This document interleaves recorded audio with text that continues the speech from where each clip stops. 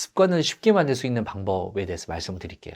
제가 이제 원 헤빗이라고 해서 8가지를 만들었는데, 거의 이제 8가지여서 너무 많다고 부담 가지실 수 있어요. 언제 8가지를 다 하냐?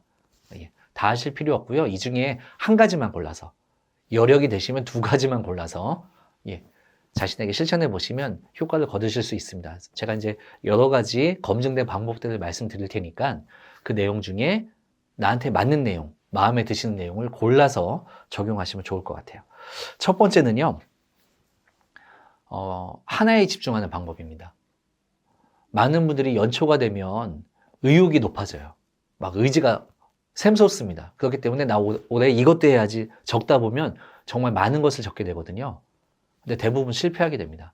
그 이유는 하나에 집중하지 못해서입니다. 의지력이라고 하는 것은 우리가 추상적인 에너지가 아니고 아까 말씀드렸듯이 측정 가능한 한정된 에너지이기 때문에 한정된 에너지를 가장 효율적으로 쓸 수 있는 방법은 하나에 집중하는 겁니다. 말은 쉬운데 어렵죠. 저도 과거 경험을 돌이켜 보니까 하나에 집중을 못했어요. 새해가 되면 맨날 이런 계획을 세웠던 것 같아요. 내가 매일 운동을 하겠다. 그렇죠? 야식을 먹지 않겠다. 책 읽기 독서를 하겠다. 영어 회화 등급을 취득하겠다. 이런 다양한 목표를 세웠는데 한 번도 달성을 못했어요. 그 이유가 뭐냐면 제가 이제 하나씩 뜯어봤거든요. 나중에 공부를 하고 나서. 운동하기 이 습관은 그때 제가 이제 다이어리를 보니까 5년 연속 세웠던 목표였어요. 그러니까 5년 동안 한 번도 못 이긴 습관인데 1대1로 싸워도 못 이기는데 한 번에 5명하고 동시에 싸우려고 했던 거예요. 그러니까 질 수밖에 없는 거죠. 우리 의지력은 한정돼 있으니까. 우리는 슈퍼히어로가 아닙니다. 예, 보통 사람들이기 때문에 하나에 집중해도 될까 말까예요. 그래서 하나에 집중하는 걸 추천을 드리고요. 그럼 이제 마음속에서 이럴 수 있어요. 나 올해 하고 싶은 거 정말 많은데 어떻게 하냐. 그렇죠. 이럴 때는 이제 어떻게 하냐면요. 하고 싶은 게 5가지여도 좋습니다. 3가지여도 좋아요. 우선순위를 정하시는 거예요. 내가 이 중에서 가장 먼저 하고 싶은 거, 지금 가장 나에게 시급한 거, 이걸 먼저 적으신 다음에 우선순위를 정하시고 1순위부터 하시는 겁니다. 1순위부터 하시면 되는데 이게 언제 되느냐? 어느 정도 하면 정착이 돼요. 정착이 됐는지 가장 쉽게 할 수 있는 방법은 찝찝함입니다. 내가 이걸 안 하고 잘 때 뭔가 빼먹은 것 같고 찝찝할 때 완성이 된 거거든요. 예를 들어서 아까 말씀드렸던 양치 습관, 자기 전에 양치하는 습관이 있는데 양치를 안 하고 자려고 하면 찝찝할 거예요. 그러면 그 양치 습관은 정착이 된 습관이거든요. 그러니까 여러분들이 원하시는 습관을 안 하고 주무실 때 내가 오늘 뭔가 빼먹은 것 같다, 찝찝하다라는 느낌이 들면 습관이 완성됐다라고 보시면 될 것 같고요. 그런 느낌이 들 때 이제 2번째, 2순위 습관을 시작하시면 됩니다. 왜냐하면 습관이 어느 정도 정착되면 자동으로 되기 때문에 이제 첫 번째 습관에서 관심을 떼시고 2번째 습관에 신경을 쓰시면 돼요. 이런 식으로 하나, 둘, 3번째 습관을 차근차근 만들어 가시면 여러분들이 원하시는 습관을 만드실 수 있어요. 2번째로 추천드릴 내용은 결과를 기록하는 겁니다. 결과를 기록하는 거. 예. 뭐 다이어리의 중요성 이런 것들 많이 들으셨죠? 그래서 매일 내가 측정하고 기록하면 습관을 만드시는 데 도움이 되는데, 그러니까 예를 들면 아까 말씀드렸던 다이어트 하는 체중을 측정하고 기록하면 다이어트에 도움이 되거든요. 또 음식을 기록하면 또 다이어트가 되고요. 내가 돈 썼던 지출을 기록하면 돈이 모입니다. 실제 많은 연구들에서 가계부를 쓰면 돈이 모이고요. 내가 일하거나 공부한 걸 기록하면 실력이 쌓입니다. 그래서 이렇게 기록을 하면 좋고요. 또 하나는 기록하면서 동시에 성찰이 됩니다. 내 자신을 반성해 보게 돼요. 아, 내가 오늘 이런 걸 잘했구나. 아, 잘했던 거는 내일 계속 유지해야지. 오늘 좀 부족했던 거는 다음에 이렇게 해봐야지 라는 개선 계획을 세우면서 내가 매일 습관을 이어갈 수 있어요. 실제로 습관 연구들 한 200여 편을 모아서 메타 분석이라고 해서 쭉 그 중에 어떤 방법이 가장 효과적이었는지를 분석한 연구 결과가 있는데 거기서 봤더니 측정하고 기록하는 것이었습니다. 그래서 매일 내가 측정하고 기록하면 습관을 이어갈 수 있고요. 어플리케이션을 검색해 보시면, 습관이라고 검색해 보시면 한 50여 개 많은 어플들이 있거든요. 그 중에 마음에 드는 어플 아무거나 하나 설치하신다든지, 그래서 어플에 기록하시면 1, 20초 만에 쉽게 기록할 수 있고요. 아니면 다이어리를 작성하시는 분들은 다이어리에다가 매일 기록하시면 내 습관을 이어가시는데 큰 도움이 될 것 같아요. 또 좋은 방법이 뭐냐면 쉬운 목표를 세우는 겁니다. 우리가 너무 거대한 목표, 거창한 목표를 세우다 보니까 실천을 못 하시는 경우가 있어요. 그래서 일단 1분 습관처럼 쉬운 목표를 잡고 쉽게 시작해서 적응이 되시면 조금씩 단계를 올리시는 겁니다. 머리로는 아는데 마음에서 와닿지가 않아요. 왜냐하면 큰 목표, 담대한 목표가 멋져 보이거든요. 그래서 남에게 좀 자랑할 수 있는, 예를 들면 내가 새해가 돼서 공부를 해봐야지, 책을 읽어봐야지 하고 1년에 100권 읽겠다.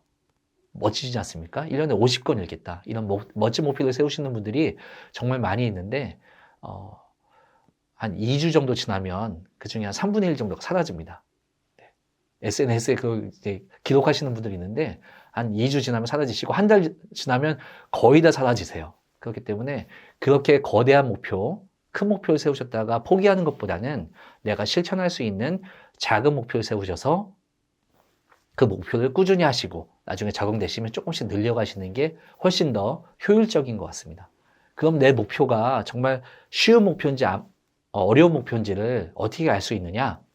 제가 이제 이걸 측정할 수 있는 유턴 모델이라는 걸 한번 만들어 봤어요. 1단계, 2단계, 3단계가 있는데요. 1단계는 분해입니다. 잘게 쪼개는 거예요. 예를 들어서 내가 이제 새해가 돼서 공부를 해보겠다. 그래서 책을 한 50권 정도 읽어보겠다 라고 목표를 세울 수 있어요. 네.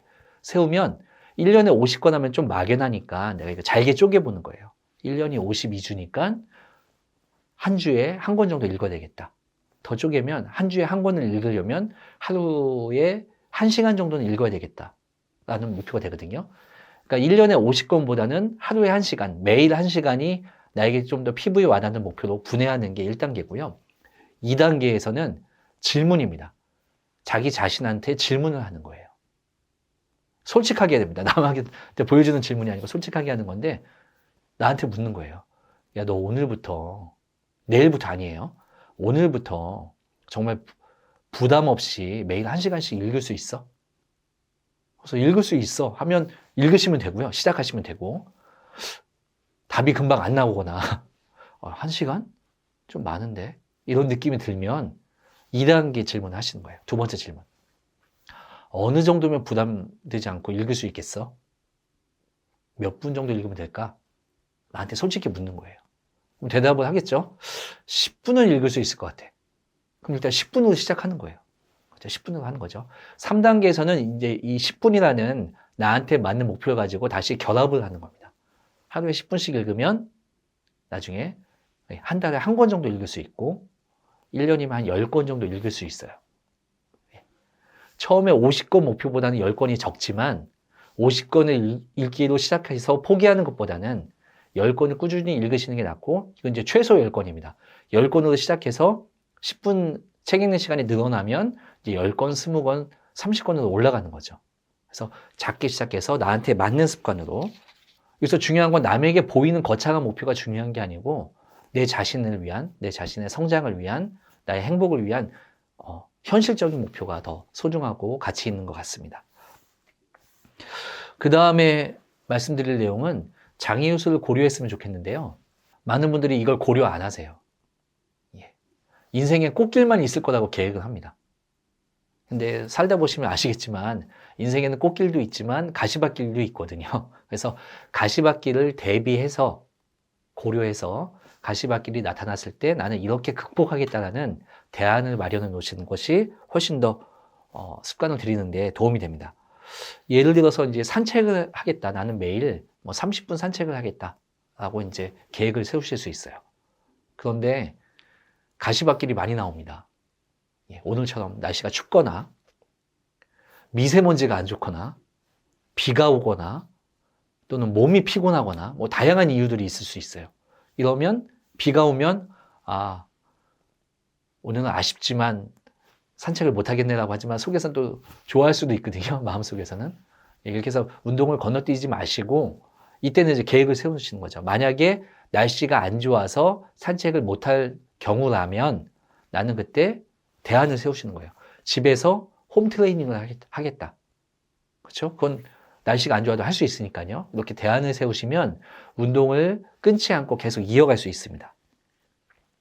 실제로 이거는 이제 제가 만든 방법이 아니고 웨팅겐이라는 교수님이 만드신 방법인데 이 계획법을 가지고 많은 도전들, 목표에 도전을 해봤더니 실천율이 평균 20% 이상이 올라갔어요. 우리가 알고 있는 운동, 공부, 다이어트는 기본이고요.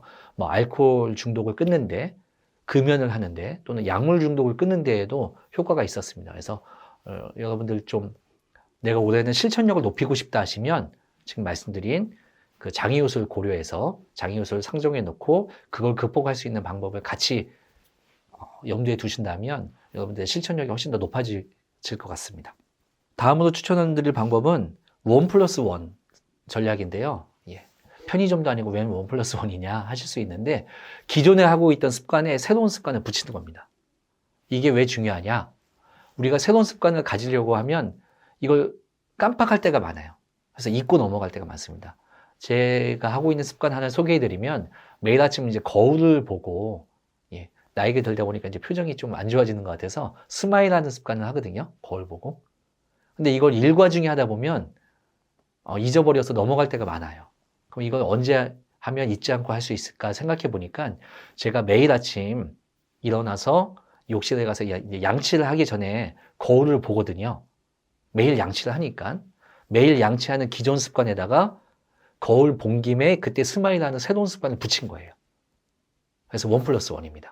떡 본 김에 제사 지낸다고 거울 본 김에 그때 스마일을 하는 거죠. 그래서 내가 하고 있는 기존 습관에다가 새로운 습관을 짝을 붙여놓으면 내가 잊지 않고 그 습관을 계속 할 수 있습니다. 이런 식으로 붙이면 되는데요. 예를 들면 이거죠. 저는 감사일기도 쓰는데 언제 쓰느냐? 자기 전에 알람을 맞추는 습관이 있거든요. 알람을 맞출 때 그때 감사일기 씁니다. 그렇죠? 걷기 운동은 언제 하느냐? 집에 갈 때 합니다. 저희 집이 10층이거든요. 집에 가는 기존 습관에다가 그때 집에 갈 때마다 계단으로 올라가는 이제 걷기 운동 습관을 붙인 거죠.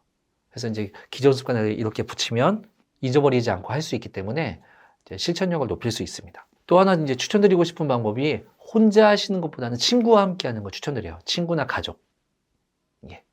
혼자 하면 아무래도 이제 동기부여가 좀 떨어지기 때문에 초심을 잃을 수 있기 때문에 같이 격려해 줄 수 있는 친구나 동료나 가족분들과 함께 하시면 함께 우리가 좋은 습관을 만들 수 있을 것 같고요. 그건 온라인에서 해도 상관없습니다. 뭐 SNS나 이런 데 보셔도 같이 할 수 있는 시대이기 때문에 그럴 때 같이 참여하셔서 온라인이든 오프라인이든 함께 하시면 성공률이 2배가 올라갑니다. 실제로 연구들에서 봤더니 아까 제가 새 결심을 끝까지 하시는 분들 비율이 8%였는데 함께 하신 분들을 보니까 16에서 20% 정도가 성공을 했어요. 적다고 보실 수도 있지만 그렇게 함께 하시면 2배 정도가 올라가고요. 또 하나 이제 동기부여를 위해서 말씀드리면 자기 자신에게 보상을 주는 것도 중요한 것 같아요. 남이 보상 안 해주고 내가 나한테 보상을 해주는 거죠. 보상은 어떤 걸 하느냐? 자신한테 맞는 보상을 찾으시면 돼요. 난 물질적인 게 좋다 하시는 분들은 예를 들어서 내가 한 달 동안 운동을 열심히 하면 예쁜 운동화를 사주겠다. 그렇죠? 예쁜 트레이닝 복을 사주겠다 하실 수도 있고 그렇게 이제 물질적으로 하실 수도 있고 제가 추천드리는 방법은 의미를 되새기는 게 좋은 것 같아요. 그러니까 내재적인 보상이죠. 날 위해서. 내가 이제 이런 목표였으면 성취감이라든지 내가 이 습관을 왜 하는지를 한번 생각해 보시면 그런 초심을 잃지 않고 계속 하실 수 있는 것 같아요. 예를 들어서 이제 운동을 하신다고 생각하시면 내가 이 운동을 왜 할까? 첫 번째 건강해지기 위해서, 나중엔 더 행복해지기 위해서, 내 가족이나 사랑하는 사람들과 함께 오랫동안 행복하게 살기 위해서 라는 다양한 이유들이 생각이 날 수 있거든요. 그런 이유들을 생각하시면 내가 힘들 때 좀 이거 포기할까 싶을 때 다시 한번 동기부여를 시키는데 큰 도움이 되는 것 같습니다. 마지막으로 또 이제 추천드리는 방법이 오늘부터 시작하라는 말씀을 드리고 싶습니다. 오늘부터. 많은 분들이 이렇게 얘기하시죠. 공부해야지. 아, 내일부터 할게요. 예. 야식의 유혹이 무너지면서 내일부터 다이어트 해야지. 예. 내일부터 하겠다는 얘기가 아니라 오늘 안 하겠다는 의지가 더 큰 거죠. 그래서 오늘부터 하셔야 돼요. 예를 들어서 내가 오늘 친구랑 좀 말다툼을 심하게 했어요. 심하게 했어요. 다시는 안 볼 것처럼 심하게 했어요. 했는데 자고 일어나면 마음이 다시 풀리는 경우가 있습니다. 내가 어저께 좀 심했나? 하룻밤 사이에 마음이 이렇게 바뀌거든요. 그래서 오늘 결심을 하셨으면 작은 습관이라도 오늘부터 시작을 하셔야 돼요. 예. 배도 물 들어왔을 때 노를 져야 되고 쇠도 달궈졌을 때 두들겨야 하듯이 우리가 결심했을 때 오늘부터 시작하셨으면 좋겠습니다. 그래서 이 영상을 보시는 분들도 오늘부터 작은 습관, 원하는 습관 꼭 시작하셨으면 좋겠습니다. 제가 오늘 원해빗에 대해서 이제 습관 전략에 대해서 8가지를 말씀을 드렸는데 이 8가지 전략은 너무 많으니까 골라서 하시면 되는데요. 이 원해빗 이 전략을 가지고 체크리스트를 만들 수 있습니다. 자신에게. 그러니까 제가 체크리스트를 한번 던져볼 테니까 여러분들 올해 계획과 맞는지 한번 생각해 보세요. 예. 첫 번째는 하나에 집중하고 계신가요? 너무 여러 가지를 하고 있지는 않습니까? 하나에 집중하셨으면 좋겠고요. 두 번째는 그 실천하시는 걸 어디에 기록하고 계신가요? 기록하시면 훨씬 더 실천율이 높아집니다. 세 번째는 그 목표가 너무 어려운 목표, 달성하기 어려운 목표는 아닌가요? 포기하기 할 만큼 어려운 목표? 자신에게 맞는, 자신의 수준보다 약간 높은 수준의 목표를 잡으시는 게 좋을 것 같고요. 네 번째는 그 장애 요소를 고려하셨나요? 목표를 실천하려고 할 때 어떤 장애 요소가 예상이 되고 그 장애 요소를 극복할 수 있는 대응 방안을 마련하셨는지 한번 생각해 보시면 좋을 것 같고요. 그 목표나 습관을 언제 하실 건지, 예, 기존 습관과 붙여서 하시면 도움이 되실 것 같고요. 혼자 하시는 것보다는 친구와 함께 또 같이 뜻이 맞는 분들과 함께 하시는 게 성공 가능성이 더 높아집니다. 또한 자기 자신에게 대한 동기부여가 중요하고요. 매일매일 실천하는 그런 마음가짐도 중요할 것 같습니다.